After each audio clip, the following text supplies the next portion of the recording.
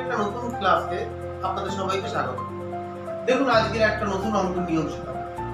অ্যালজেব্রার এই অঙ্কগুলো প্রত্যেকটা পরীক্ষায় আসে।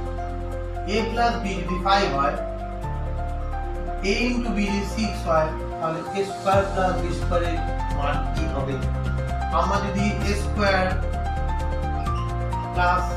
b² সূত্র জানি, তাহলে আমরা সবাই লিখতে পারবো a + b² - 2ab।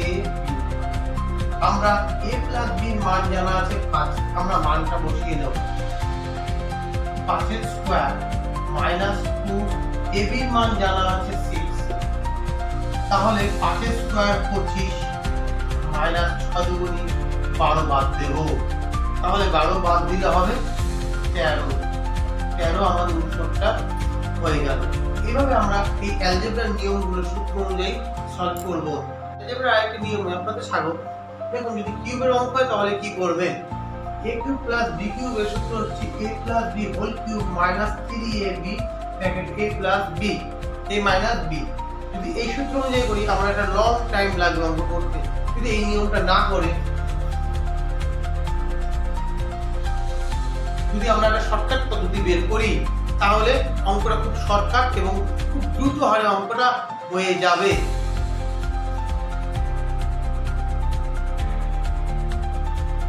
এই সূত্র অনুযায়ী যদি আমরা অঙ্ক করি, n³ - 3n, যদি আমরা ভাবি যে n মানে 3 যদি ধরে নিই, তাহলে 3 এর কিউব মাইনাস 3 × 3, তাহলে 3 এর কিউব আমরা সবাই জানি যে 27 মাইনাস 9, তাহলে কত হবে অঙ্কটা? 18। উত্তরটা 18 মিলে গেল।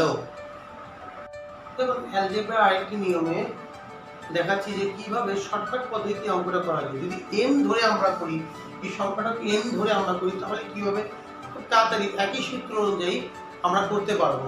যদি মনে করি আমরা n² - 2 ধরে অঙ্কটা করি, তাহলে খুব তাড়াতাড়ি অঙ্কটা সলভ হয়ে যাবে।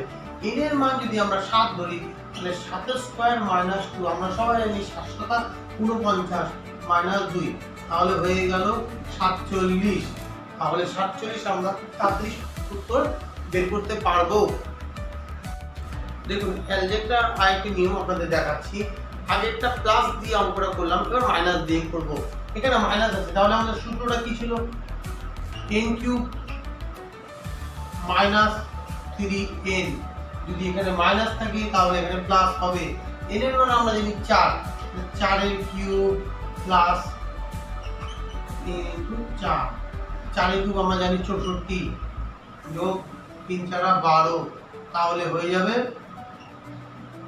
4 আর 2 = 6, 7 76। তো 76 উত্তরটা হয়ে গেল।